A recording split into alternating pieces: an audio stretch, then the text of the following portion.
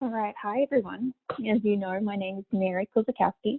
I'm the Assistant Director here at Albany Law School, and welcome to the graduate program. This incoming class for May has students from, on my last count, about 4 or 5 different states across America, from the East Coast to Central to the West Coast. We also have about, I think, 4 or 5 different programs being represented. We have the online certificate in cyber, the LLM in cyber, online masters or LLM in financial compliance, and we also have an online masters in health being represented. So it's a great sampling, and I just want to welcome all of you to the program. I really do look forward to getting to know more of you throughout the program. I know that I've gotten to speak to most of you, and you are all great candidates and a great fit for the school and also the program. I just want to give this quick orientation session. I know I kind of flagged it as being a little bit boring, mostly about policies and procedures. It will take about 30 minutes. Hopefully I will go less than that. You may start to notice I have a little bit of an accent. Just a little bit about me. I'm actually from Sydney, Australia originally. I now live in America with my husband, but the accent does come out every now and then. So I apologize if I say something and it sounds a little odd. All right, so just to fill in some gaps, and I want to highlight a few things, a few items of importance, just to get you kick-started for the term that starts on Monday, May 18th. And I mentioned this on the phone to a lot of you, and I'm going to reiterate again, just for every session, for every term, you will gain access to all of your courses the Friday before the term starts. So that's when we activate all the classes, will be this Friday. So if you go onto Canvas right now, you won't be able to see your courses, but if you log in on Friday, you will see all of them appear. Whatever course you registered for, they should appear on Friday. If that doesn't happen on Friday, email me and I'll sort it out with the instructional designer. We will always make great attempts to email you booklets, things to purchase like textbooks in advance. Please know that not all classes have textbooks, but you should have received an email from either myself or from Student Services by now for any classes that you're taking in the summer session 1 that require textbooks to be purchased. Sometimes professors email separately, just the first week's readings. Sometimes not all the time, but that's what you can expect over the next few days, is just some contact with your professors. Hopefully you have already accessed your credentials and these have already come to you. So you would have received an email from maybe ITS or Student Services with your credentials to log into the portal, like I mentioned to all of you. If you have not received that yet, please email graduateprogram@albanylaw.edu and Student Services will get that sorted for you. You can also CC me. But again, the email is graduateprograms@albanylaw.edu. Student Services will sort that out.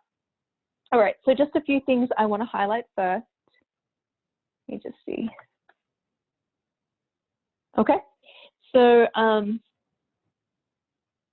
as a reminder, all of you are coming from different programs. So I mentioned that we have a certificate, we have the LLM, we have the masters, some of you are in cybersecurity, some of you are in financial compliance, and some of you are in health law. So all of these programs have different offerings as far as classes are concerned. And I just wanted to do a quick sampling of classes. This is just an example of someone that's in, say, the cybersecurity and data privacy program. So that's what you can expect a sampling of the classes to look like. To graduate with the degree in, say, cybersecurity and data privacy, you will need to have at least 18 credits within that concentration. So if you are an LLM, 18 of the 24 credits will be in cybersecurity and data privacy. If you are in the master's program, the MSLS, then 18 of the 30 credits will be in your cybersecurity and data privacy. The rest of the credits, for example, in the master's program, you have 3 credits will be the introduction to law and legal methods that starts on Monday. And then all the LLM and masters will end the program with thesis. That's another 3 credits. So if you followed along with the math there, it means that if you are in the LLM program, you will have 18 in the concentration.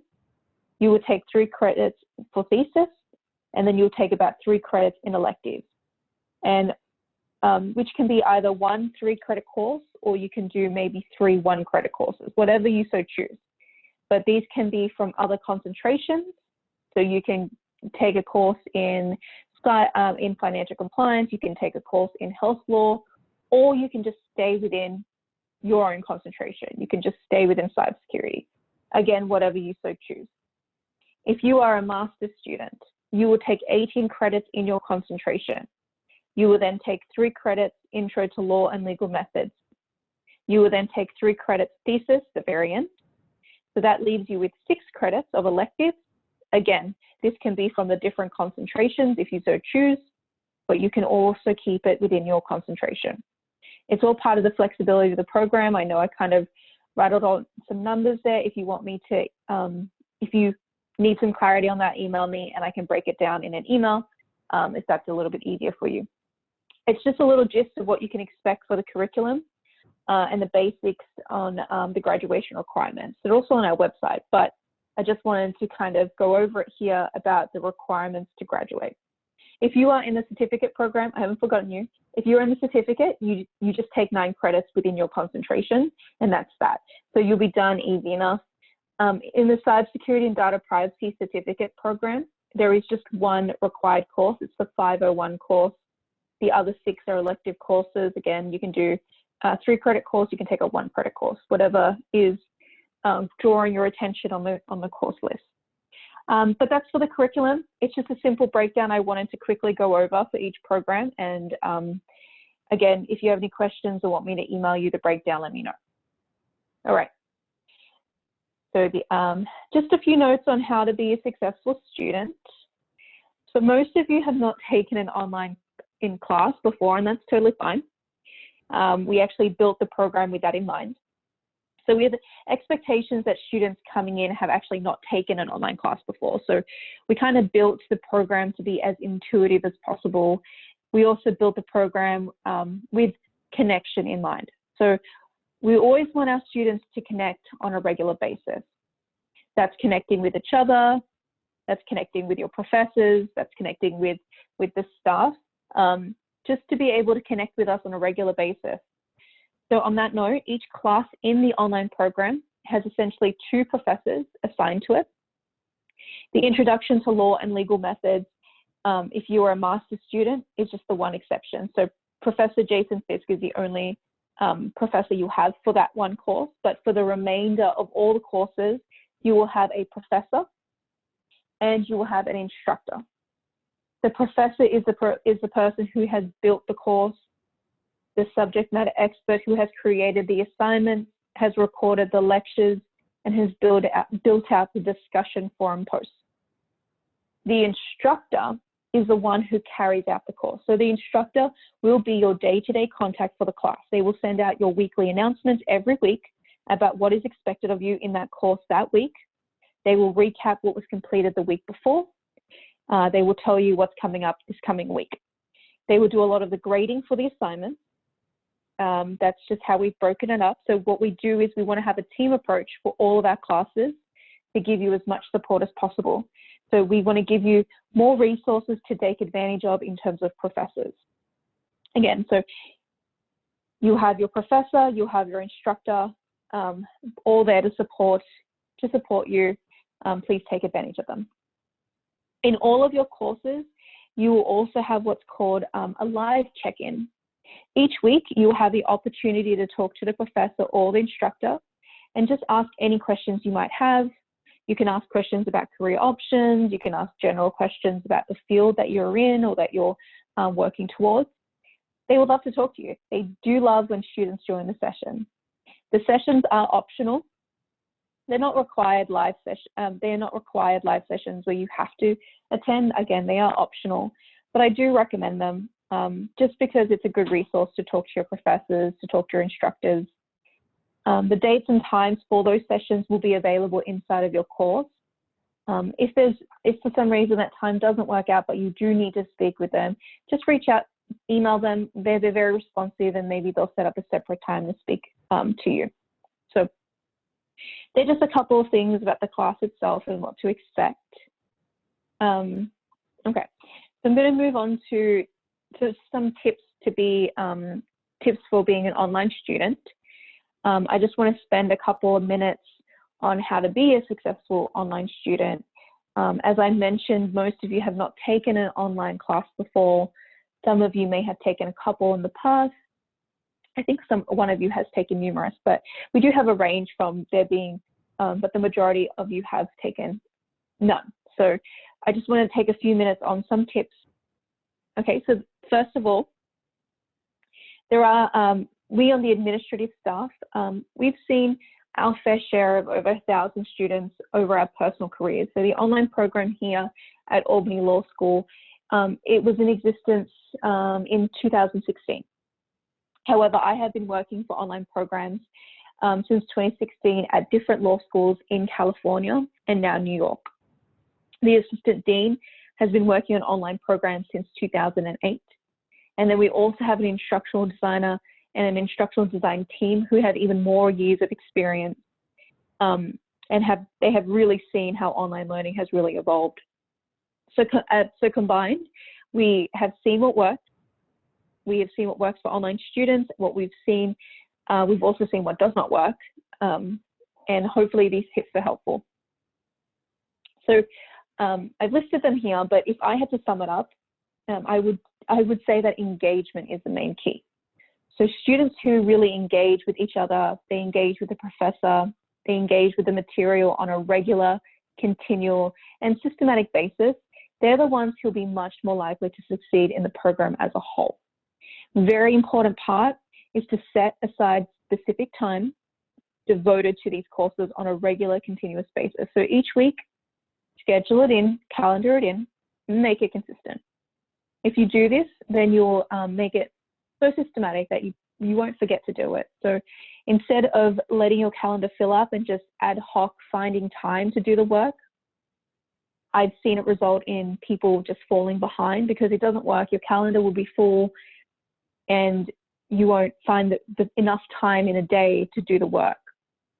So we've seen this happen, and I've seen it happen time and time again. My big recommendation here is to really carve out, whether it's the 6 to 9 a.m. spot or the 9 to 11 p.m. spot, whatever it is that's working for you, schedule it in, make it part of your day, your week, and it's all part of the flexibility. Make it happen, make it work, and just make it consistent across the board. I really also suggest that you just communicate that schedule with your family, get them on board during the process as well. Whatever that means to you, whether it's a partner, a spouse, children, it's just important for them to know that they're part of your team and that they're going to be supportive of your process. So there will definitely be times when you have set your time aside and something will come up. Whether it's another demand, whether it's work or home, whatever it is, something's going to come up, whatever it might be. But if they are on your team and they're with you throughout this process, then they can be more supportive for you to help you through that study. And that way they will be there to support you to advance your career. So just a couple of points that students have told us throughout the years was the best tips for them. Just pop them here on this slide here. And as far as logging into the class is concerned, I definitely recommend to log into the course at least 3 times a week for each online course that you're in. So some students do it every day, some do it every other day. Any of that is fine. Just take note immediately at the beginning of the course and calendar any due dates and expectations for the course. So usually assessments for all the courses are due every Sunday. That's consistent. It's known you'll have the weekend.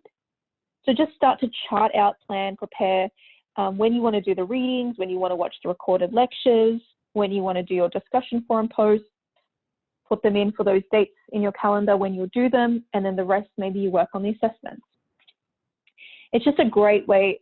Students have shared work best for them, and it's what they say it attributes to helping them be a successful student in the program. So again, just the gist. I'll send out this in the slides will be in the recording, so you'll get to see and read through most of these suggestions. These are also tips from our instructional design team. They put this together along with our students and our graduates. So just moving on, I just want to talk about the portal and Canvas. I mentioned this on the phone when I spoke to each of you, but the portal is our access point to the school through online. So when you log into your portal or your web advisor, it will look something like this on the screen right now. So each section has different links that go to different places. And I just want to highlight some for you here. So this is just a screenshot. So that it was the easiest way for me to do this. So I just, under here, under academics, you'll notice down here is grades. So at the end of the term, when your grades are submitted by your professor, you'll go right here and click on grades, right here. You'll be able to check your scores as you move through the course, through Canvas itself. So as you go through, you'll be able to see what you score for the discussion forum post, or like assessment number 1, assessment number 2, etc. But I just want you to know that the formal process for checking your grades is through the portal, and it's through this little link here at the end of the term. Let's see, and then transcripts, obviously important too. Your transcripts can be viewed here under View My Transcripts. If you need to request transcripts, obviously transcript requests straight underneath it. You can do it through here. Access the transcript request form. Those are really the main ones. Some of the rest of this is more for obviously residential students, but they're the main ones that I want to highlight for you as are the most relevant, I guess, for our online students. Now, to get into the actual course itself, so to get into Canvas, again, this is only a screenshot, but on your portal, you'll go all the way to the right here, the right of the screen, and there'll be a link to Canvas. When you click on Canvas, it will take you to a screen that will look something like this, okay? So this is essentially what you'll see when you log into your Canvas. So here on this box, you'll see the Canvas orientation, this little course right here. And this is essentially a course in Canvas that we built for you. It will show you just how to use Canvas, how to be a good student when using it, if you have taken online classes before. So if you've used other learning management system, whether it's like Blackboard or whatever, Canvas is just our learning management system. Check this orientation video out on how to use Canvas. But honestly, if you've used one learning management system, so say you've used Blackboard in the past, then my honest opinion is you've really used them all. They are very similar. They're laid out differently, but their functionality is very similar. But if this is your first online class, then definitely spend some time in here. It will train you on how to view things, how to submit assignments, etc. It will just help train you. We do have an instructional design team though, that if you have any specific questions throughout the term, you can ask. The link up here on the top, the link that I've just put here, that is also something that will take you directly, it's also a link that will take you directly to Canvas. So if you don't want to have to go through the portal every time, then just go ahead and save this link, and that link should take you to Canvas straight away. Up to you, however you want to do it. And I'll just quickly mention that on the left here, vertically, you'll just see different options. The first is the dashboard. Dashboard lets you see your courses in this current format. On Friday, you'll see your other courses kind of pop up next to this course, the ones that you've registered for. Under here is courses. Again, it will just show you the courses you have access to, whether it's in this term or previous term. So as you move through the program, if you click on courses, it will list all the courses you've had access to. Underneath is the inbox, some messaging here through the system itself. These are just some of the main ones.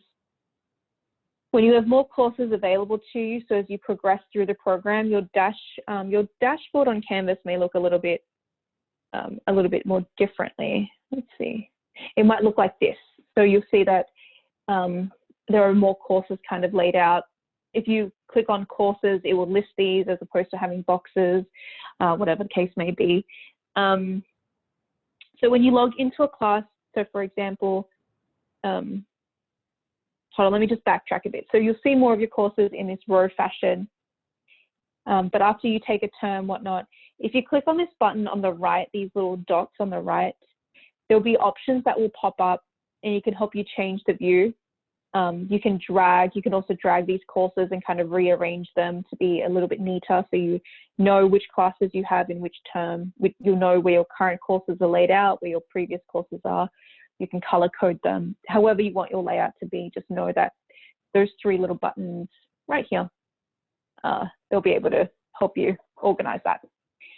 All right, moving on. So when you log into a class, so for example, if you click on the Canvas orientation right now, or on Friday, if you click on your course that you have registered for, this is what you'll see. So Canvas will be listed kind of like this. Whenever you click on one of these, it will kind of expand. So if you click on this little drop-down menu next to Module 2, it will kind of expand. It will show you what the documents are, like the videos, Word documents, maybe slides, PowerPoint slides, so on, or something that the professor has provided to you.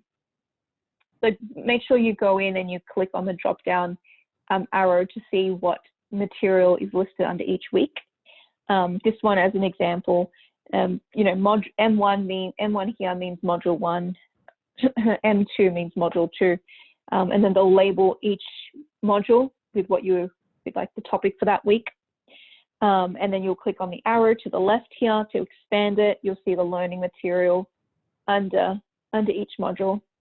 This is just a gist of what your Canvas will look like, how to navigate it. Also, to access your Albany Law email, you won't go here. So you'll see that there's an inbox, there's like an email here. This is not your Albany Law email.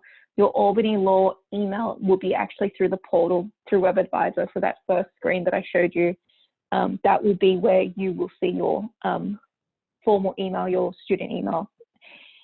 This inbox in Canvas is just to communicate through Canvas with, say, your professor or the students in the class. I think that's all I wanted to show you and just give you a gist of. So I'll move on to the next slide. So why Albany Law School?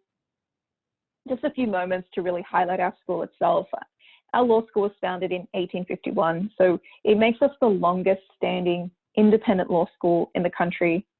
We were recently ranked top 20 of innovative law schools. We have over 10,000 alumni network across the world. We were recently ranked #1 for most flexibility.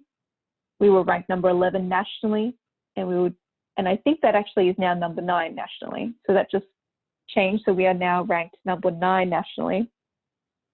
We were also just ranked #1 master's program in the Northeast. So we are very proud of these accomplishments.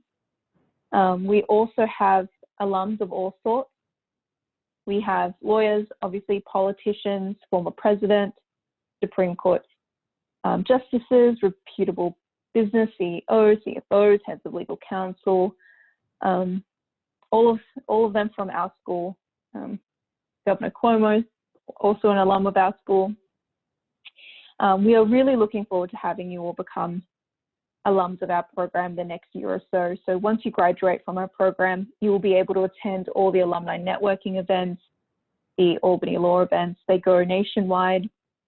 They're also online currently right now, and they have them all over the country. So again, up and down East Coast. They also head to California and the West Coast too. So wherever you are, there should be an event near you.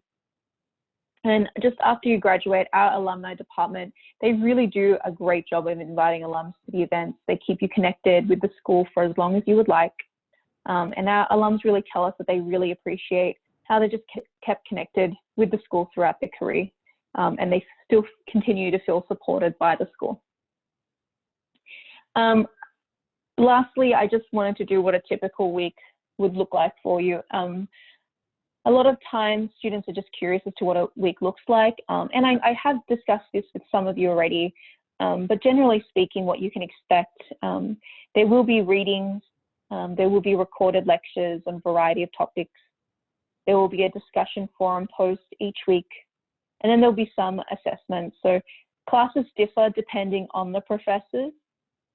Generally speaking, you can expect to complete maybe 4 things each week. So those 4 things that I've listed on the slide, they'll be the things that you complete. As far as assessments, they range depending on your professor. Like some professors like tiny assignments due each weekend. There are others that like 2 or 3 bigger assessments, but you can always just expect there to be an assessment of some sort in your course. The types of assessments vary. They can be an essay, they can be a research project, they can be a memo to a client, a question and answer. There will be something on a regular basis on that front. So I just wanted to flag that with you. But that's what a week will look like for you in a typical week. I think that's really all I had to say. I really just wanted to get you ready for Monday. Again, you'll get access to your course on Friday. The term officially starts next Monday, May 18th, and then you'll see your course on a Friday. Yeah, I guess that's all I had. I talked about graduation requirements at the beginning. If you have any questions, please email me. You all have my email, and I'll check in on you again just to make sure that you're all set up. But moving forward, I won't be your main point of email. Moving forward, your main point will be student services, and they're found at graduate programs at albanylaw.edu. Student services are very helpful. They will assist you. But please just remember that I'm still here. Student services, your assistant dean, all of your professors and instructors, we are all here to support you. We're a team. Use us, communicate with us, check in and let us know how you're going. If anything comes up, tell us in advance. So just reach out, communicate with us. We want to work with you. So we definitely want to work with you and assist you. So keep us in the loop. I'm going to sign off. I think that's all I had to say. But remember, if you have any questions about this orientation, or if you're just having trouble getting set up with the system, email me. You have my email, or email graduateprograms@albanylaw.edu, or both. It's fine. We're both here. So your email moving forward again is graduateprograms@albanylaw.edu. You're welcome to email anytime. And I just want to hope that you are all safe, you're all well, and have a great day, and we'll speak soon.